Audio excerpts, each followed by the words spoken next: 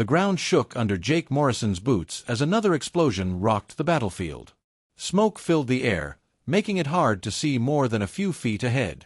The sound of laser fire crackled around him as he ran toward the evacuation point with his medical kit bouncing on his back. Jake was a human medic with the Coalition forces.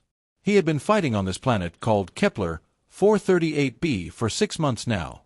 The planet was covered in purple rocks that glowed in the dark. These rocks contained something called quantum crystals that made space travel faster.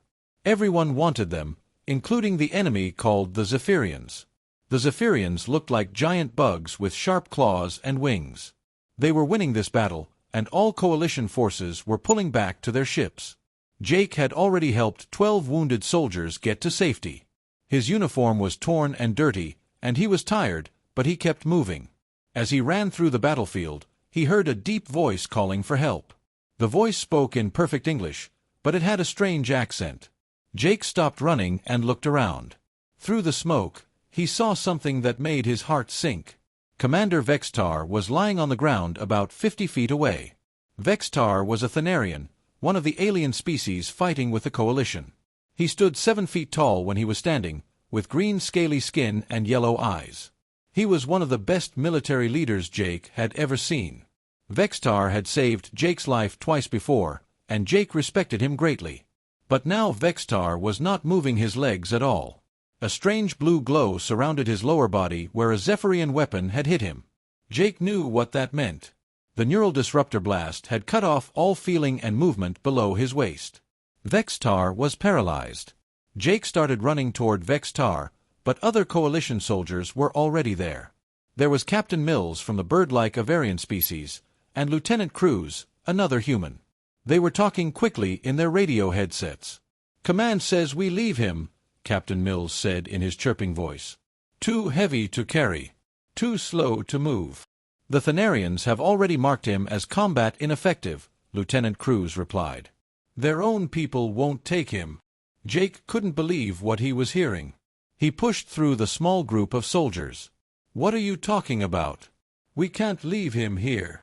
Captain Mills looked at Jake with his large black eyes. "Morrison, we have orders. The evacuation ships are leaving in 20 minutes. We cannot carry a 400-pound paralyzed alien through enemy territory." "But this is Commander Vextar," Jake said. "He has saved dozens of our people. He knows more about fighting the Zephyrians than anyone else." Lieutenant Cruz put his hand on Jake's shoulder. "Jake, I understand how you feel. But look at the situation. He can't walk. He can't fight. The Thanarians consider paralyzed warriors to be broken and worthless. Even his own species won't help him." Jake looked over at the group of Thanarian soldiers nearby. They were tall and strong, with their green scales gleaming in the strange light of the planet. They stood in formation, ready to march to the evacuation point. None of them looked toward their fallen commander. In their culture, being unable to fight meant you were no longer a warrior. They would rather die than be seen as weak. "The crystalline architects say it's logically unsound to risk more lives," Captain Mills continued. "The aquatic depths refuse to use their transport power on someone who cannot contribute to future battles." Jake felt anger rising in his chest. "So everyone is just going to walk away?" "That's exactly what's happening," Lieutenant Cruz said. "I'm sorry, Jake. Orders are orders." The other soldiers started walking away toward the evacuation point. Jake stood there alone, looking at Vextar lying on the ground. The Thanarian commander's yellow eyes met his. "Human Jake," Vextar said in his deep voice, "you should go with your people. There is no honor in dying with the broken." Jake walked closer to Vextar. "Can you feel anything below your waist?" "Nothing," Vextar replied. "The weapon has severed all connections. I am no longer a warrior. I am just meat waiting to be eaten by scavengers." "That's not true," Jake said firmly. "You're still Commander Vextar. You still have the best tactical mind in the Coalition." Vextar made a sound that might have been laughter. "What good is a mind when the body cannot carry it into battle?" Jake looked around the battlefield. In the distance, he could see Zephyrian forces moving closer. Their bug-like shapes crawled over rocks and through trenches. They would be here soon. The evacuation ships were already powering up their engines. Morrison. Lieutenant Cruz's voice came through Jake's radio. Get to the evacuation point now. That's an order. Jake looked down at Vextar. 6 months ago, when Jake's squad was pinned down by enemy fire, Vextar had carried Jake's wounded friend Bobby through enemy territory for 6 hours. Bobby was alive today because of this alien warrior. 2 months ago, when Jake was trapped in a collapsed bunker, Vextar had dug him out with his bare claws. Jake made his decision.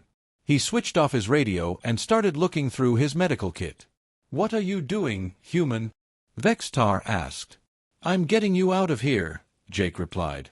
He was already pulling out emergency equipment from his pack.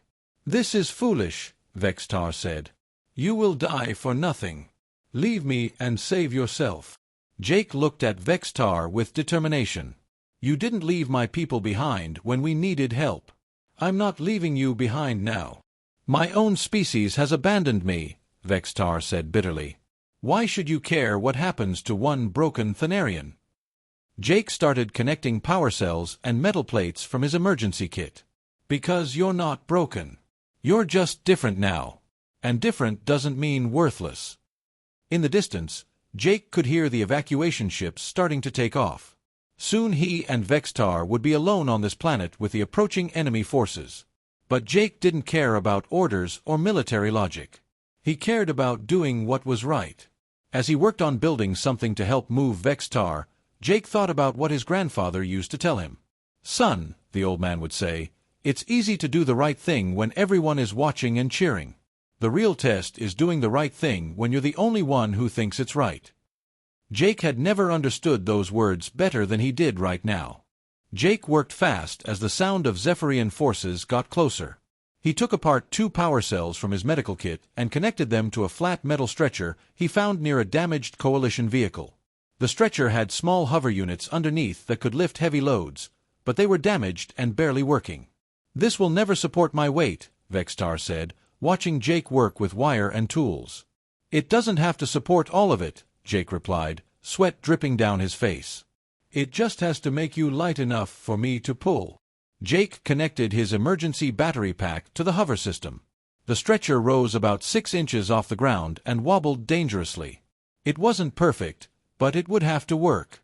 "Human Jake, this is madness," Vextar said as Jake helped him roll onto the makeshift hover stretcher. "Even if this contraption works, we are 40 miles from the nearest Coalition outpost. The terrain is filled with canyons and enemy patrols." "Then we better get started," Jake said, checking his compass and map. The hover stretcher groaned under Vextar's weight but held together. Jake grabbed the front handle and started pulling. They moved slowly across the battlefield. The hover units made Vextar much lighter, but Jake still had to pull hard. Behind them, Zephyrian soldiers were searching through the abandoned Coalition equipment. Their insect-like chittering filled the air as they communicated with each other. After 2 hours of travel, they reached a rocky area with many hiding spots. Jake's arms ached from pulling the stretcher, and he was breathing hard. They stopped behind a large purple crystal formation to rest. "Why are you doing this?" Vextar asked quietly. Jake drank water from his canteen before answering. "Because it's right." "That is not an answer," Vextar pressed. "Your species values logic and efficiency. This rescue attempt has neither. We will probably both die out here." Jake looked at the alien warrior. Vextar's yellow eyes showed confusion and something that might have been gratitude. 6 months ago, you carried Bobby Chen through enemy fire for 6 hours. When I asked you why, you said it was because he was your battle brother. Well, you're my battle brother too. Vextar was quiet for a long time. In Thanarian culture, battle brothers were warriors who had proven themselves worthy of trust in combat. But Jake was just a human medic, and Vextar was a commander from a warrior species that valued physical strength above all else. "My people would say you are weak for helping the broken," Vextar finally said. "My people would say you're only broken if you give up," Jake replied. "Can you still think? Can you still plan battles?" "Yes, but..." "Then you're not broken. You're just fighting a different kind of battle now." They started moving again as the sun began to set. The planet's 2 moons cast strange shadows across the landscape. Jake had to be careful not to make too much noise as they moved through rocky passages and around crystal formations. On the second day, they ran into trouble. Jake was pulling the stretcher up a steep hill when he heard the familiar chittering sound of Zephyrian scouts. He quickly pulled Vextar behind a cluster of rocks and turned off the hover stretcher to avoid the humming noise. 3 Zephyrian soldiers crawled over the rocks about 50 feet away. They were smaller than the warriors Jake had fought before, but their claws looked sharp and their compound eyes missed nothing as they searched the area. Jake's heart pounded as he reached for his medical supplies. He didn't have any real weapons, just his medic tools and some emergency chemicals. But an idea started forming in his mind. He quietly opened a small container of medical adhesive and mixed it with some cleaning alcohol. The mixture created a sticky substance that would burn when lit. Jake carefully spread it on several rocks around their hiding spot. When the first Zephyrian got close, Jake lit the mixture with his emergency flare. The rocks burst into bright flames, startling the alien scouts. While they were confused by the sudden fire, Jake threw his remaining medical supplies to create more distractions. "Now we move," Jake whispered to Vextar as he quickly turned the hover stretcher back on. They escaped while the Zephyrians were still trying to figure out what had happened. But Jake knew they would be back with more soldiers soon. "That was clever," Vextar said as they moved through a narrow canyon. "You used your medical knowledge as a weapon." "My grandfather taught me that any tool can be a weapon if you're creative enough," Jake replied. As they traveled, Vextar began helping in ways Jake hadn't expected. The Thanarian commander knew the Coalition's emergency radio frequencies and helped Jake avoid larger enemy groups by listening to their communications. He also knew the terrain better than Jake's maps showed. "There is a water source 2 miles north," Vextar said during their third night. "And the rocks there will hide our heat signatures from Zephyrian sensors." Jake was amazed by how much Vextar knew about survival and tactics, even while lying on his back. "You're like a living computer full of military information." "My people spend years learning to read landscapes and predict enemy movements," Vextar explained. "These skills do not require working legs." By the 4th day, Jake's emergency battery was running low and the hover stretcher was making strange noises. His arms felt like rubber from all the pulling, and he was running out of food and water. "Jake," Vextar said quietly, "there is something I must tell you. I have been monitoring Coalition communications. There is a stealth reconnaissance ship that passes through this sector every 6 days. If we can reach the flat area near the crystal caves, they might be able to extract us." "Why didn't you tell me this before?" Jake asked. "Because the chance of success was very small. I did not want to give you false hope. But now I believe we might actually make it." Jake looked at his alien companion with new respect. Even while paralyzed and abandoned, Vextar had been working to save both of them. They pushed harder toward the extraction point.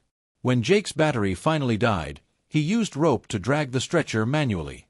When the stretcher's metal frame cracked, he used medical tape and metal strips to repair it.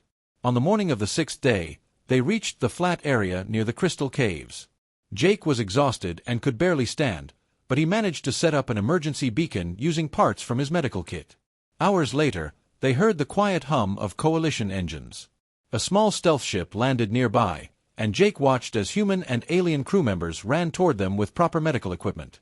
As they loaded Vextar onto a real medical stretcher, the Thanarian commander grabbed Jake's arm with his strong hand. "Human Jake," he said, "you have taught me something about strength that my people never understood." Jake smiled tiredly. "What's that?" "True strength is not about what your body can do. It is about what your heart refuses to give up on." As the stealth ship lifted off and headed toward Coalition space, Jake realized that their journey was just beginning. When they arrived at Coalition headquarters on the space station Harmony 1, Jake expected a hero's welcome.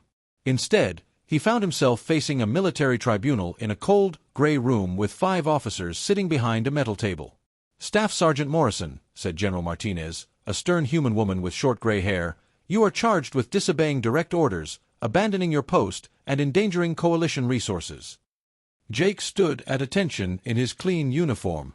After 6 days in enemy territory, it felt strange to be back in civilization. "I understand the charges, General." Do you have anything to say in your defense? Jake thought carefully about his words. I did what I believed was right, General. Commander Vextar has served the Coalition with honor for 5 years. He saved many human lives, including mine. I could not abandon him to die alone. Colonel Wright, an Avarian officer with blue feathers, spoke next. Sergeant Morrison, your emotional attachment to this alien is understandable. But military decisions must be based on logic and efficiency, not feelings. With respect, Colonel, Jake replied, Commander Vextar's tactical knowledge is worth more than any weapon we have. Leaving him behind was not logical at all. General Martinez looked at her tablet computer. The Thanarian High Command has already declared Commander Vextar to be combat ineffective. They have stripped him of his rank and exiled him from their homeworld. Your rescue mission accomplished nothing except putting yourself at risk. Jake felt anger rising in his chest, but he kept his voice calm. The Thanarian High Command is wrong, General. Commander Vextar is not combat ineffective. He's just differently effective. The tribunal continued for 2 hours. They asked Jake about every detail of the rescue mission. They questioned his decisions, his use of medical supplies as weapons, and his violation of direct orders. Jake answered honestly, knowing that his military career was probably over. While Jake was facing judgment, Vextar was in the medical bay dealing with his own problems. Thanarian doctors had examined him and confirmed that his paralysis was permanent. The neural pathways below his waist were completely severed and could not be repaired with current medical technology. You are no longer fit for service, Dr. Kethmar, a Thanarian medical officer, told Vextar. The High Command has arranged transport to the civilian colonies. You will receive a basic pension and housing. Vextar lay on the medical bed, staring at the ceiling. What am I supposed to do in the civilian colonies? Learn a trade. Many former warriors become teachers or clerks. Some work in data processing centers.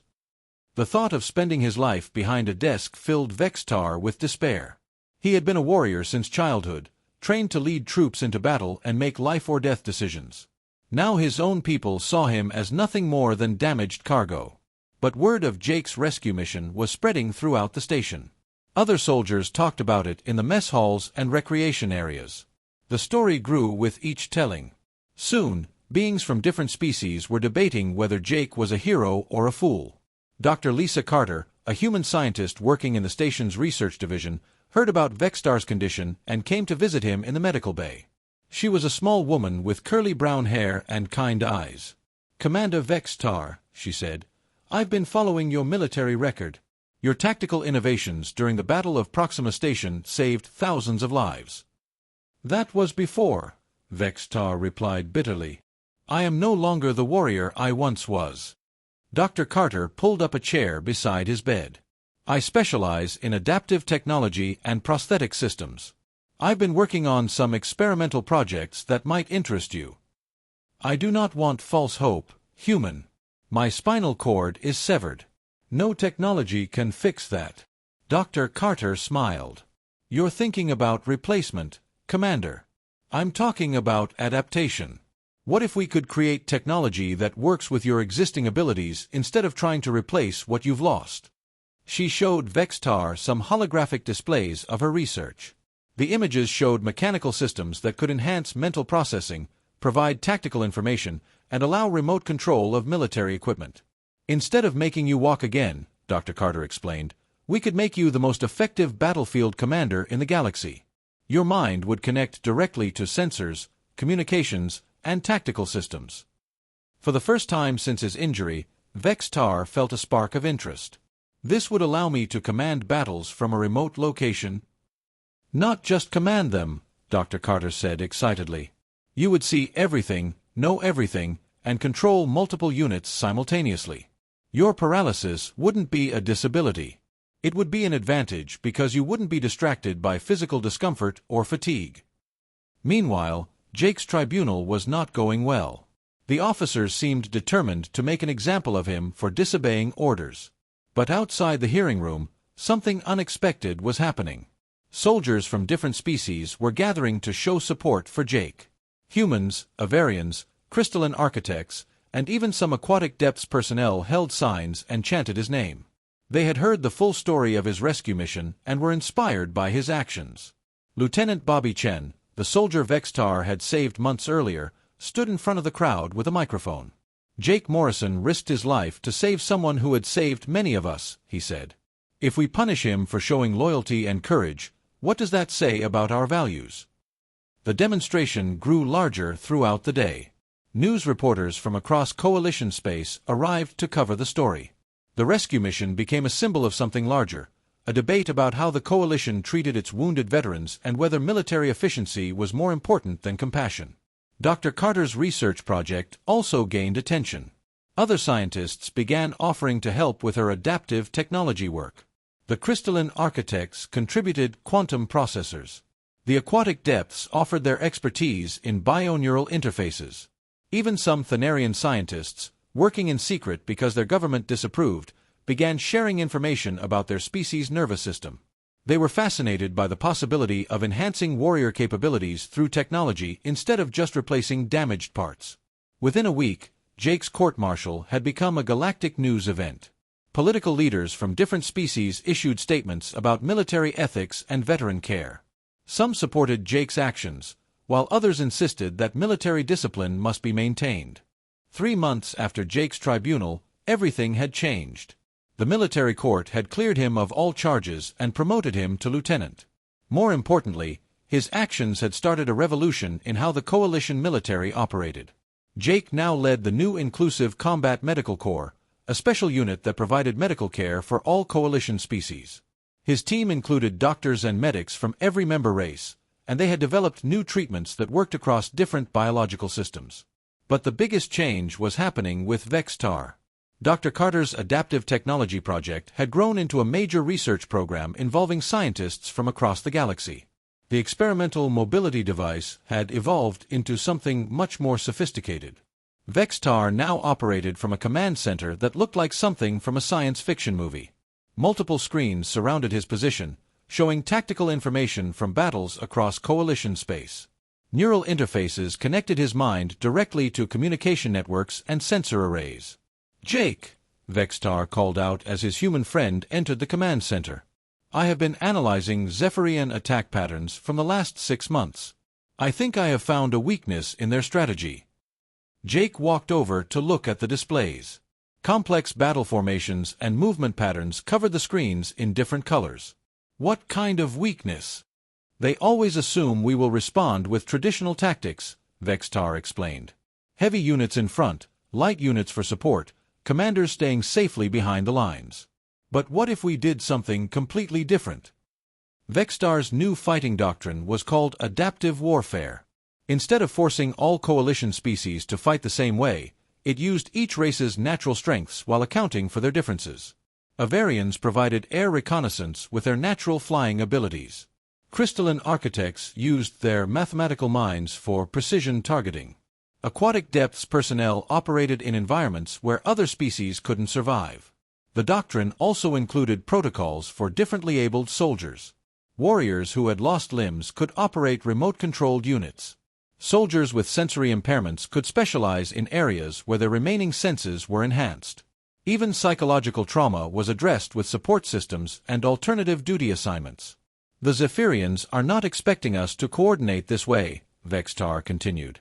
"Their intelligence assumes our forces will be weakened by including soldiers they consider defective. They are wrong." Jake smiled as he watched his friend work. The paralyzed Thanarian commander was more effective now than he had ever been as a traditional warrior. His mind was free to focus entirely on strategy and tactics without the physical demands of ground combat. The first test of adaptive warfare came when the Zephyrians launched a surprise attack on the mining colony of New Perth. It was a remote human settlement with only a small coalition garrison. Traditional military thinking said the colony was doomed. But Vextar had other ideas. He coordinated the defense from his command center, while Jake's medical corps provided support from a mobile field hospital. The battle that followed was unlike anything the galaxy had ever seen. Avarian pilots, guided by Vextar's real-time tactical analysis, struck Zephyrian positions with perfect timing. Crystalline Architect engineers used their mathematical abilities to predict enemy movements and set precision traps. Aquatic depth soldiers attacked through underground water systems that the Zephyrians hadn't even known existed. Meanwhile, Jake's medical corps didn't just treat wounds, they provided tactical support by analyzing enemy biology and suggesting non-lethal ways to incapacitate Zephyrian warriors. Their understanding of different species' pressure points and nervous systems proved invaluable in ground combat. The most surprising moment came when a group of Coalition veterans with various disabilities volunteered to pilot experimental remote-controlled combat units. These soldiers, whom traditional military thinking would have considered unfit for duty, operated their mechanical bodies with precision and courage that amazed everyone watching. "Command, this is Remote Unit 7, came the voice of Maria Santos, a human pilot who had lost both legs in a previous battle. "I have visual on enemy artillery positions. Requesting permission to engage." "Granted, 7, Vextar replied from his command center. "Use approach pattern Delta 5. Crystalline units will provide mathematical targeting support." The remote-controlled units moved like deadly dancers across the battlefield, their disabled human pilots proving that courage and skill mattered more than physical perfection. Maria Santos destroyed 3 Zephyrian artillery pieces in 5 minutes, her mechanical body allowing her to take risks that would have been suicidal for flesh and blood soldiers. The Battle of New Perth lasted 8 hours. When it was over, the Coalition had not only defended the colony but had captured significant Zephyrian intelligence and equipment. Enemy casualties were surprisingly low because the new medical protocols focused on incapacitation rather than killing whenever possible. News of the victory spread quickly across the galaxy. Military analysts were amazed by the tactical innovations. Political leaders praised the inclusive approach that had turned potential weaknesses into strengths. Even some Zephyrian prisoners expressed respect for the Coalition's unexpected tactics. But the most important moment came after the battle, when Jake visited Vextar in his command center. The Thanarian commander was reviewing battle reports, his multiple screens showing casualty lists and equipment status. "We saved the colony," Jake said, sitting down in a chair beside his friend's workstation. "Yes," Vextar replied, "and we proved something important. Strength is not about conforming to old ideas of what a warrior should be. Strength is about adapting and finding new ways to protect what matters." Jake looked at the screens showing the faces and names of soldiers who had fought in the battle. Humans, Thanarians, Avarians, Crystalline Architects, Aquatic Depths personnel, and others. Some were missing limbs, others dealt with psychological trauma, and many had physical differences that traditional militaries would have seen as disqualifying. "Your people are starting to notice," Jake said. "I heard some Thanarian commanders are asking for copies of your adaptive warfare protocols." Vextar made a sound that might have been laughter. "Change is slow among my species. But yes, some of the younger commanders are beginning to understand that there are different kinds of strength." 6 months later, the biggest test of adaptive warfare arrived. Coalition intelligence detected a massive Zephyrian fleet heading toward Harmony Prime, the capital world where all species had their main government buildings and military headquarters. The enemy fleet was enormous, over 300 ships carrying more than 1 million Zephyrian warriors. They had spent months preparing for this final assault, convinced that they could defeat the Coalition's scattered forces and claim victory in the Long War. Jake stood in the main command center on Harmony Prime, watching as ships from every Coalition world arrived to defend their capital.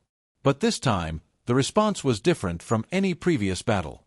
Instead of each species' forces operating separately, they were fully integrated under Vextar's adaptive warfare protocols. Human medical ships worked alongside Thanarian heavy cruisers. Avarian scout wings coordinated with Crystalline Architect precision bombardment platforms. Aquatic depths vessels prepared to fight in the planet's vast oceans. "Jake," Vextar called from his advanced command station, which now connected him to every ship and ground unit in the defense network. "The medical corps integration is complete. Your people are ready."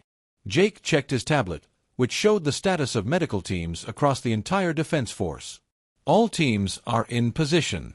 We have trauma specialists for every Coalition species, plus xenobiology experts who understand Zephyrian physiology if we take prisoners." This was another innovation of the new warfare doctrine. Instead of simply trying to kill enemies, they aimed to incapacitate when possible and provide medical care to wounded enemies. This approach had started winning respect even from some Zephyrian prisoners, who were amazed that their captors would treat their injuries. The battle began when Zephyrian advance scouts entered the Harmony Prime system.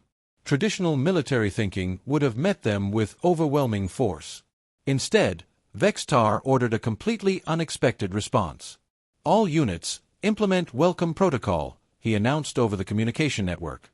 Instead of attacking immediately, coalition forces allowed the Zephyrian scouts to advance while gathering detailed information about their capabilities and tactics.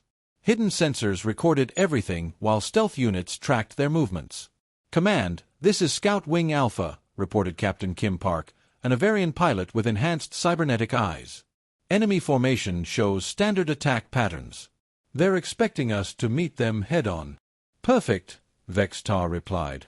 "Let them maintain that expectation. All units, prepare for Pattern 7 implementation." Pattern 7 was one of Vextar's most innovative strategies.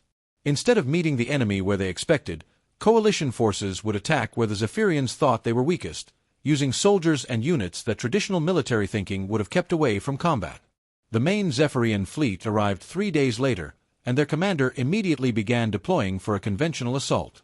They positioned their heaviest ships to attack the planet's main defense platforms, while smaller units prepared to establish landing zones. But as the enemy fleet moved into attack formation, something unexpected happened. The disabled veterans operating remote-controlled combat units struck first. "This is Remote Squadron Delta," announced Tony Rodriguez, a former Marine who had lost his right arm and left leg in a previous battle. "We have multiple target locks on enemy supply ships. Requesting permission to engage." Tony and his squadron of 20 disabled veterans were piloting advanced robotic fighters from secure locations deep inside Harmony Prime's protective shields. Their remote units could take risks that would be impossible for pilots in traditional ships. "Permission granted, Delta Squadron," Vextar replied. "Execute Strike Pattern Omega." The remote fighters attacked the Zephyrian supply line with perfect coordination. Their disabled pilots, free from physical limitations and G-force restrictions, performed maneuvers that amazed everyone watching. Within minutes, they had destroyed key enemy supply ships and disrupted the entire invasion fleet's logistics. But that was just the beginning.